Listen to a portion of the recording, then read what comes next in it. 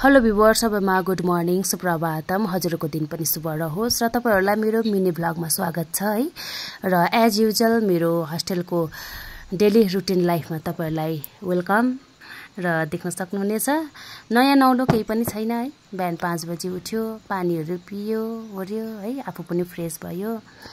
र रुममा हुँदाखेरि बस्ती गाउँतिर हुँदाखेरि बिहानको मर्निङ रुटिन अर्कै हुन्छ है। र हस्टेलमा एज युजुअल त्यही हो, केही छैन चेन्जेस।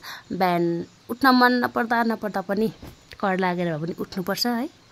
र म चाहिँ रेडी हुँदै थिएँ नानीहरुलाई एक्सरसाइज गराउनको लागि। अलरेडी मिस गइसक्नु भएको थियो है। र म चाहिँ यहाँ पानी पिएर ओरेर रेडी हुँदै थिएँ नि त, तपाईहरुलाई देखाउने छु।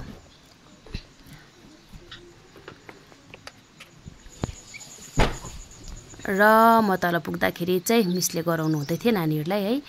र भर्खर स्टार्ट भएको थियो, यसो भिडियोहरु गरे। नानीहरु सधैं 5 बजे नै उठ्ने गर्छन् है।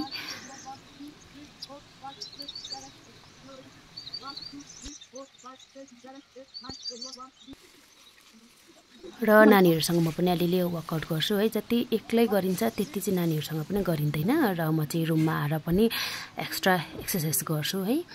र स्पेशली म यसमा प्लान गर्छु, अनि देख्न सक्नुहुनेछ तपाईले। र यसलाई चाहिँ के भन्छ याद छैन है, म पनि गर्छु। तर चेन्जेस चाहिँ केही पनि आएको छैन अहिलेसम्म है। अब मोटाउनु पनि एकै दिनमा मोटाएको त हैन नि, त्यही भएर गर्छु होला सायदै। यस्तै छ है, रुममा आएर पनि म डेली रुटिन यही फलो हुन्छ।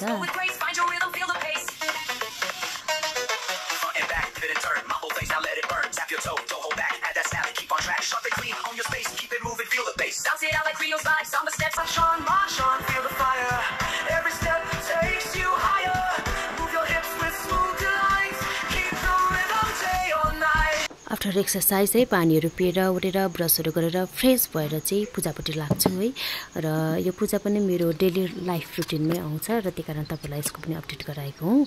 र यसरी चाहिँ मेरो हस्टेलमा है सधैँको दिन बित्ने गर्छ।